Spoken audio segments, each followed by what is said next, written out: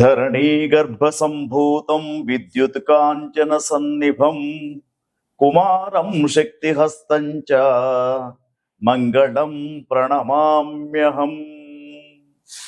చూస్తున్నటువంటి ప్రేక్షకులకు జూన్ 5వ తేదీ నుండి జూలై 26వ తేదీ వరకు సుమారుగా 45 రోజులు కర్కాటక రాశి నుండి సింహరాశిలోకి మార్పు చెందుతున్నటువంటి కుజగ్రహం యొక్క సంచారం ఏ విధంగా ఉండబోతుందో తెలుసుకుందాం. అయితే ఈ యొక్క కుజగ్రహ లక్షణాలు ఏమిటంటే, ముఖ్యంగా ఈ కుజుడు నవగ్రహాలలో చాలా శక్తివంతమైనటువంటి గ్రహంగా చెప్పబడుతూ ఉంటాడు. అయితే ఈ యొక్క కుజుడు ఏ విధంగానైతే కార్య విఘ్నం చేస్తాడో, శత్రు వృద్ధి చేస్తాడో, అనారోగ్యానికి గురి కావడం అనే విషయాలలో కుజగ్రహం యొక్క పాత్ర ఎక్కువగా ఉంటుందని చెప్పేసి, అయితే ఈ యొక్క కుజగ్రహం అగ్నితత్వాన్ని పోలి ఉంటాడు. తర్వాత ముఖ్యంగా కుజగ్రహము ఎక్కువ శాతము ఎరుపు, సింధూర వర్ణము వీటికి సంబంధించినటువంటి ధరించినప్పుడు కుజగ్రహము చాలా సంతోషపడుతూ ఉంటాడు. తర్వాత కుజగ్రహం యొక్క అనుకూల్యత లేనప్పుడు ముఖ్యంగా చంద్రేగ అనే సమిధలతో హవనం చేయడం, తర్వాత సుబ్రహ్మణ్య స్వామి పూజను చేయడం, కుమారస్వామి యొక్క పూజను చేయడం అనేది కుజగ్రహానికి అనుకూలంగా చెప్పబడుతూ ఉంటుంది. తర్వాత కుజగ్రహం ముఖ్యంగా ఈ కుజగ్రహానికి మిత్రగ్రహాలు ఏవైతే ఉన్నాయో వాటిని గమనించినప్పుడు గురువర్గ గ్రహాలైనటువంటి శుక్ర, రాహు, శని, బుధుడు వీటికి మిత్రగ్రహాలు. తర్వాత శత్రుగ్రహాలలో చూసినప్పుడు శనివర్గ గ్రహాలు ఏవైతే ఉన్నాయో శుక్ర, రాహు, తర్వాత శని, బుధులు ఈ కుజగ్రహానికి శత్రు గ్రహాలుగా ఉంటూ ఉంటారు. తర్వాత కుజగ్రహం అనుకూలంగా లేనప్పుడు ధాన్యాలలో దానం చేయవలసినటువంటివి కందులు లేదా కందిపప్పును దానం చేయాలి.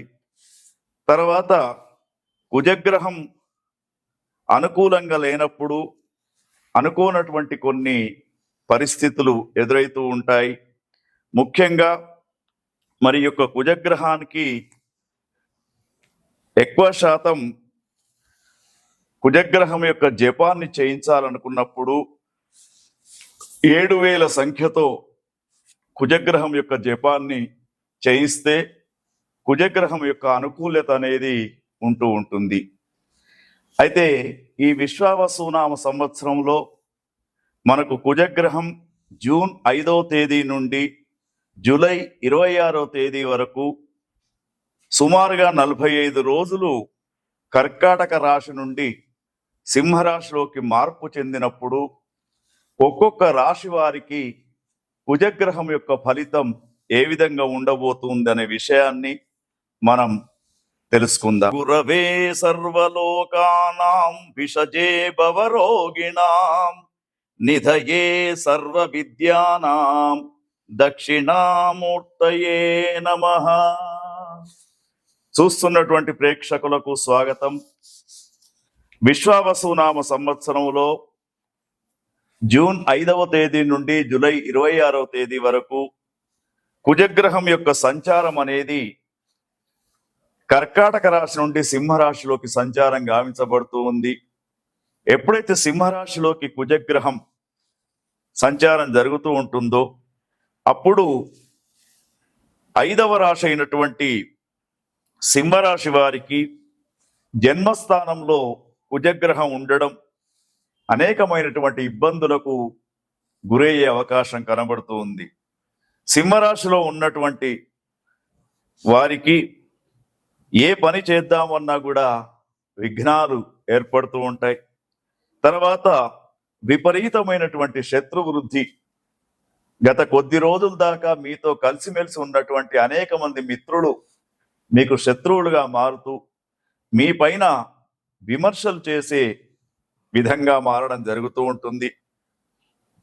తరువాత శత్రువృద్ధి అనేది ఎంత ఎక్కువగా జరుగుతూ ఉందంటే, మీ దగ్గరగా ఉన్నటువంటి ఎవరైతే బాగా దగ్గర మిత్రులు అనుకుంటూ ఉన్నారో వాళ్ళు ఈ విధంగా మారతారని చెప్పేసి మీరు ఎప్పుడు కూడా అనుకోరు. అటువంటి వారు శత్రువులుగా మారతారు. తర్వాత అనేక రకాలైనటువంటి మీకు ఎన్నడూ లేనటువంటి చర్మ వ్యాధి, తర్వాత బొక్కలకు సంబంధించినటువంటి వ్యాధులు ముందుకు వచ్చే అవకాశాలు, అకస్మాత్తుగా కొంత రుణం చేసే అవసరం కూడా ఏర్పడుతూ ఉంటుంది. కాబట్టి సింహరాశి జాతకులకు సూచన ఏమిటంటే, ముఖ్యంగా వీరికి మరి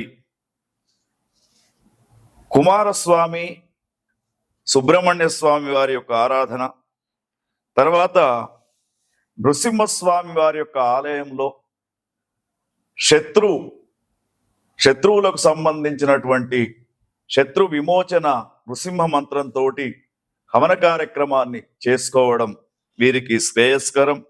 తర్వాత ముఖ్యంగా ప్రతి మంగళవారం కూడా ఒక 5 మంగళవారాలు వీరు గణపతి ఆలయంలో కానీ ఆంజనేయ స్వామి వారి యొక్క ఆలయంలో కానీ అరటిపండు దానం చేయడం అనేది వీరికి శ్రేయస్కరంగా చెప్పవచ్చు.